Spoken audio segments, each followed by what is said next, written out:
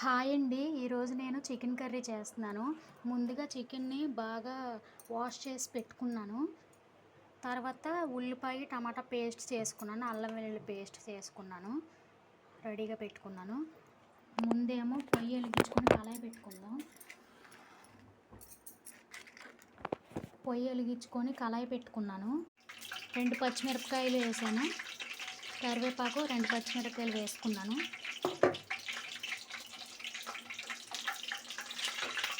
ఇప్పుడు ఇందులోకి ఉల్లిపాయ, టమాటా పేస్ట్ వేసేస్తున్నాను. ఉల్లిపాయ, టమాటా పేస్ట్ వేసాను. ఒకసారి మిక్స్ చేసుకుందాం. ఇప్పుడు ఇందులోకి పసుపు వేస్తున్నాను. పసుపు,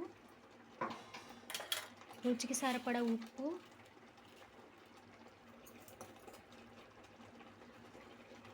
కారం,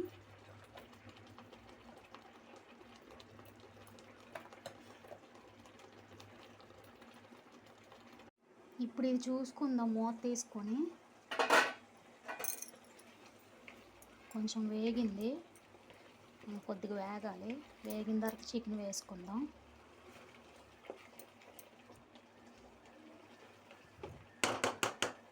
మూత పెట్టేస్తున్నాం. వేగిందో లేదో చూసుకుందాం. వేగిపోయిందండి. ఇందులో చికెన్ వేసేస్తున్నాను.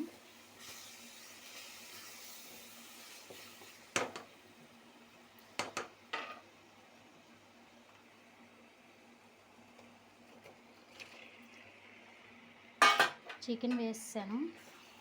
ఇందులో మగ్గిందో లేదో చూసుకుందామండి. మూత తీసుకొని మగ్గింది. ఇందులోకి ఇప్పుడు వాటర్ పోసుకుందాం. నేను ఉల్లిపాయ, టమాటా పేస్ట్ చేసి పెట్టుకున్నాను కదా, అందులోకి వాటర్ పోసేసుకున్నాను. ఆ వాటర్ ఇందులోకి పోస్తున్నాను.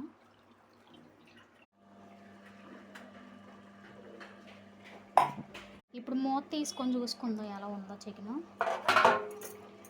ఇందులోకి గరం మసాలా వేస్తాను.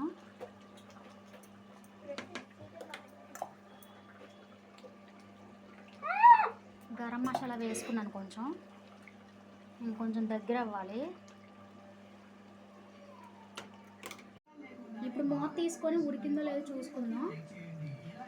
దగ్గర అయిపోయిందండి. ఇప్పుడు కొత్తిమీర వేసేస్తున్నాను ఇందులోకి. ఒకసారి కలుపుకొని పొయ్యి ఆఫ్ చేసేస్తున్నాను.